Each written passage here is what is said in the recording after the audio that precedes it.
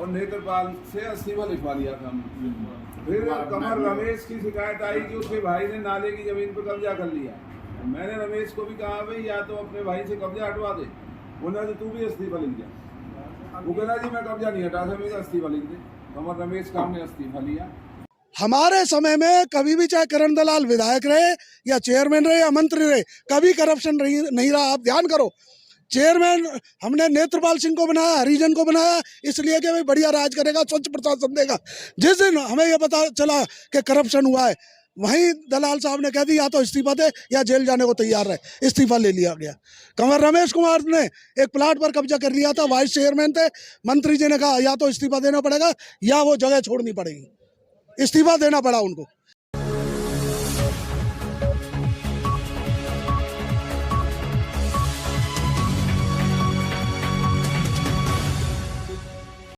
वो सस्पेंड हो गया, फाइनेंस पावर उससे छीन ली गई। ऑटोमेटिक जो वाइस चेयरमैन है उस पर फाइनेंस पावर अपने आप चली जाती है। करण दलाल जी ने दबाव दे के मेरे को 1 महीना तक फाइनेंस की जो वो पावर है वो दी नहीं, मेरी कोई रिकमेंडेशन नहीं दी वो सिग्नेचर की।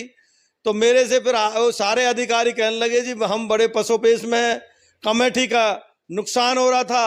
मैंने कमेटी को जनहित में देखते हुए मैंने रिजाइन किया था और उसके बाद में एडमिनिस्ट्रेटर बैठा था और ये कहते हैं कि हमने भ्रष्टाचार में, कहा नेत्रपाल को भ्रष्टाचार में इन्होंने वो कर दिया।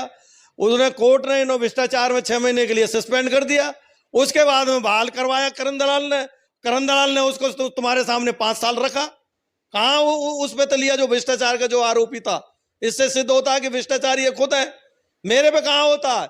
मेरे पे कोई फाइनेंस पावर थी, मैं वाइस प्रेसिडेंट था, मेरे को तो कोई लेना नहीं देना नहीं किसी बात का। अब ये सिद्ध कर दे के रमेश ने क्या किया। इनके वो मसला क्या था? जमीन पर कब्जा करने का कौन सा मसला नहीं था। जमीन का क्या मसला है? कोई मसला नहीं था। आपके सामने आया कभी जमीन का मसला? आप भी बता दीजिए। और फिर जमीन का और कमेटी का जो फाइन मैंने चार्ज ले लिया, तो ये कोई बात नहीं है। उसने पूरे 5 साल जनता जानती नहीं है क्या? करण दलाल की पूरी सरकार में पूरा टाइम उसने किया जब भ्रष्टाचारी था। जब वो सस्पेंड रहा, 6 महीने सस्पेंड रहा, तो करण दलाल ने उसको 3 साल क्यों बहाल करके इस सत्ता पर रखा? मैं इस बात का जवाब चाहता हूं, उनसे पूछना चाहता हूं कि 3 साल किसकी सरकार में रहा भ्रष्टाचार के सस्पेंड के बाद में? जो लोग बिल्कुल भी जो लोगों ने कमेटी में नहीं देखा, जो लोग कुछ है ही नहीं, जिनको ज्ञान ही नहीं है कि उन्होंने जो कि नेत्रपाल पर रिजाइन दे दिया। कहाँ रिजाइन दिवाया उस पर? ये बताए तो सही कौन सा रिजाइन आया, कौन से कब रिजाइन के बाद में तो फिर हट जाता है। जैसे मैंने रिजाइन दिया अपने आप। अच्छा, ब्लेम के बाद क्या करेंगे आप? मानहानि का दावा करेंगे क्या? कोर्ट जाएंगे? यार मैं तो क्या करूंगा क्या नहीं करूंगा, मेरे को तो मैंने देखी बाइट, बिल्कुल मेरे पे लोगों को फोन आए और मेरे साथियों के आए जो कि देख लो जी रिजाइन मैंने दिया था अपनी मर्जी से, किसी ने मेरे से नहीं लिया।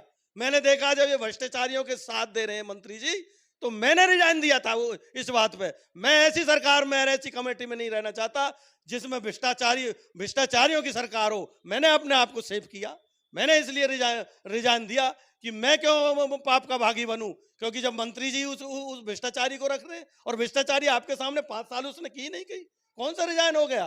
कहां बोल रहे हैं ये? कितने झूठ बोलते हैं? हमेशा राजनीति में ऐसे ही झूठ बोले जाते हैं। हमारा आपसे अनुरोध है, नीचे आप जो देख रहे हैं YouTube चैनल वैभव क्रांति, इसको आप सब्सक्राइब करें, बेल आइकन दबाएं, लाइक करें, कमेंट बॉक्स में जाकर अपनी प्रतिक्रिया दें और उसको शेयर भी कर दीजिए। वोकल फॉर लोकल को सहयोग कीजिए। आप ही के सहयोग से चैनल निरंतर प्रगति की ओर अग्रसर है। जय हिंद, जय भारत।